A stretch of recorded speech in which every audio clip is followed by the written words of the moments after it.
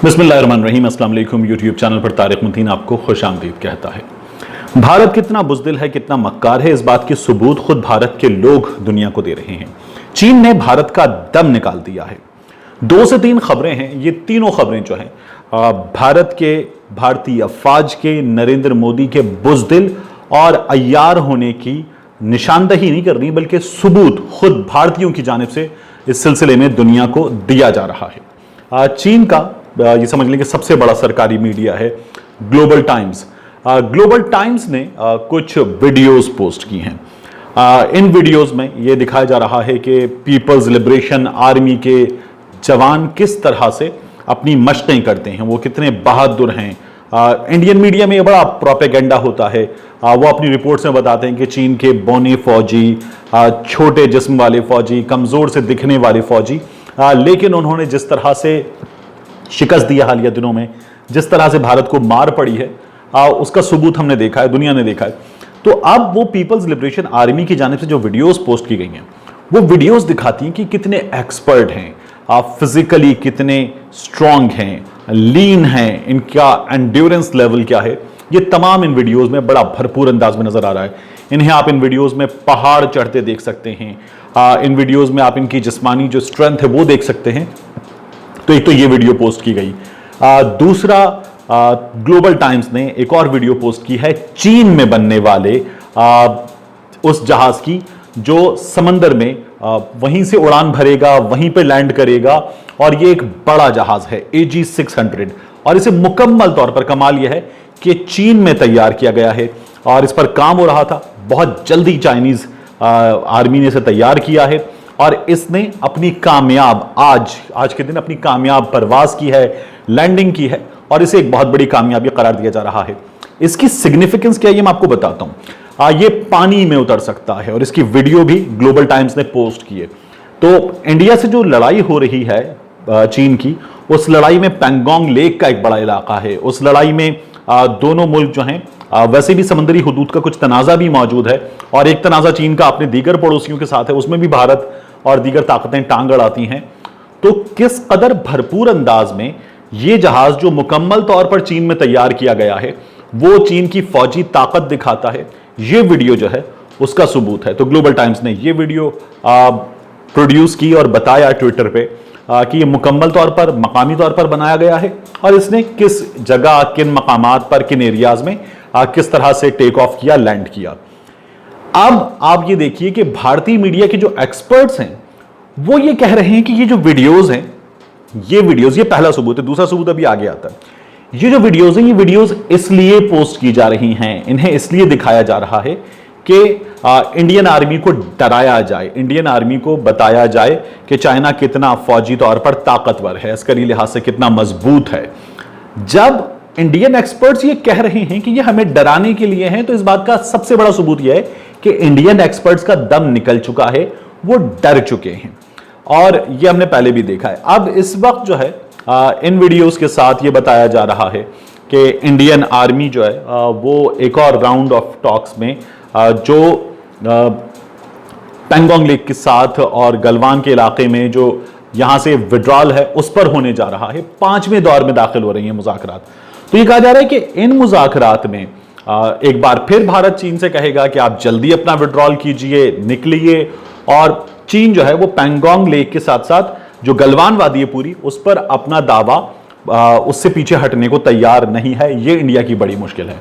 तो इस एरिया में जो भारतीय फौज के कमांडर है वो ये बता रहे हैं कि एक लंबा प्रोसेस है, कितने अरसे में होगा, कितने अरसे तक हमें अपना मुकम्मल मिलिट्री बिल्डअप यहां पर रखना होगा, इस बारे में हम कुछ नहीं कह सकते। चीन से बात हो रही है और ये जो अदवार हैं गुफ्तगू के, ये मुज़ाकरात के अदवार 14-14 घंटे, 15-15 घंटे तक जाते हैं। लेकिन चीन को भारत इस बात पर आमादा नहीं कर सका है कि वो लाइन ऑफ एक्चुअल कंट्रोल पर किन इलाकों पर उसकी सरजमीन है और वहां पर उसने कब्जा किया हुआ। चीन इसको पूरा अपना कहता है।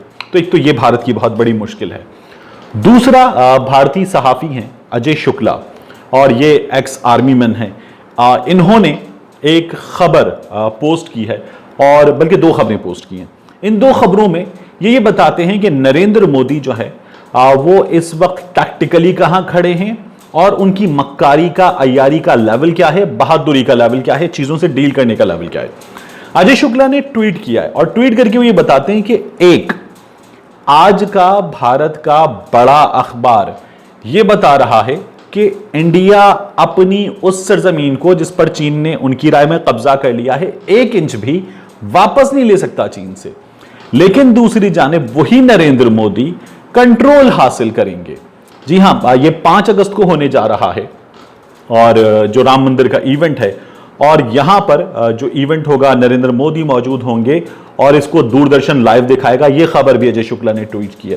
तो ये कहते हैं कि मुसलमानों पर जो आपके अपने मुल्क में हैं, जिन पर आप मजालिम ढारें, उन पर आप कंट्रोल हासिल कर लेंगे, ये आपकी औकात है। लेकिन चीन से आप अपनी सरजमीन का 1 इंच भी वापस नहीं ले सकते, ये आपकी फौजी ताकत का हाल है। अब इसको देखिए कि 5 अगस्त के हवाले से नरेंद्र मोदी की जो मक्कारी है और जो अय्यारी है उसका लेवल मैंने आपसे कहा था कि क्या है।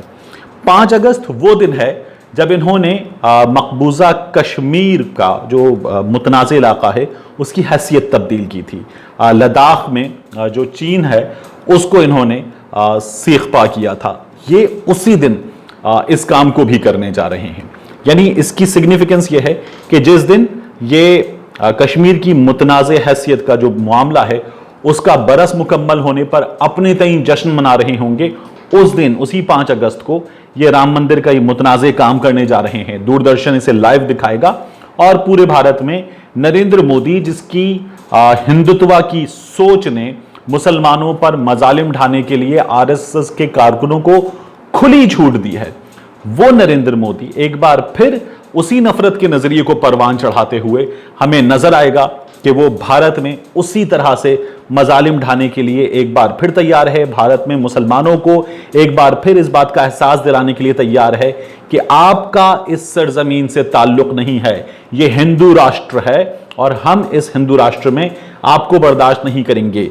यही सब कुछ इन्होंने 5 अगस्त को किया, यही सब कुछ इन्होंने सिटीजनशिप अमेंडमेंट एक्ट के तहत किया और यही उसके बाद इन्होंने फरवरी में जो फसादात हुए थे उन फसादात में अपने गुंडों को खुली छूट देकर किया था, मस्जिदों पर हमला आवर होने की इजाजत देकर किया था, मुसलमानों की गर्दनें काटने की इजाजत देकर किया था। और अब नरेंद्र मोदी की गुंडे एक बार फिर उस दिन जश्न मनाते हुए दोबारा जय श्री राम के नारे लगवाने के लिए आजाद होंगे, दोबारा अपनी नफरत का इजहार करने के लिए आजाद होंगे, दोबारा मुस्लिम अकलियतों पर और दीगर अकलियतों पर अपने मजालिम ढाने के लिए आजाद होंगे और नरेंद्र मोदी एक बार फिर इन्हें इसकी खुली इजाजत देगा। यह है नरेंद्र मोदी की नफरत की सियासत। इस नफरत की सियासत ने भारत के अंदर भी नरेंद्र मोदी को सबसे काबिल नफरत शख्स बना दिया है। और सिर्फ भारत के अंदर नहीं, गुजरात का कसाई, भारत से बाहर भी ये अमेरिकन बॉडीज हैं, एमनेस्टी इंटरनेशनल है, दीगर इदारे हैं, वो खुद मानते हैं कि नरेंद्र मोदी के भारत में अकलियतों के साथ, उन कौमियतों के साथ कि जिन पर हमेशा से मजालिम ढाए जाते थे, एक बार फिर जुल्म की इंतहा कर दी गई है। और इन हालात में यह सिलसिला एक बार फिर जारी रखने का काम होने जा रहा है। और वो फौज और वो कौम जो एक बार फिर इन अकलियतों पर जुल्म के पहाड़ तोड़ेगी, उसकी फौज की औकात क्या है, वो कितने ताकतवर हैं, ये हमें ग्लोबल टाइम्स की ये वीडियोस ही बता रही हैं। यानी इनका वीडियोस से दम निकल जाता है।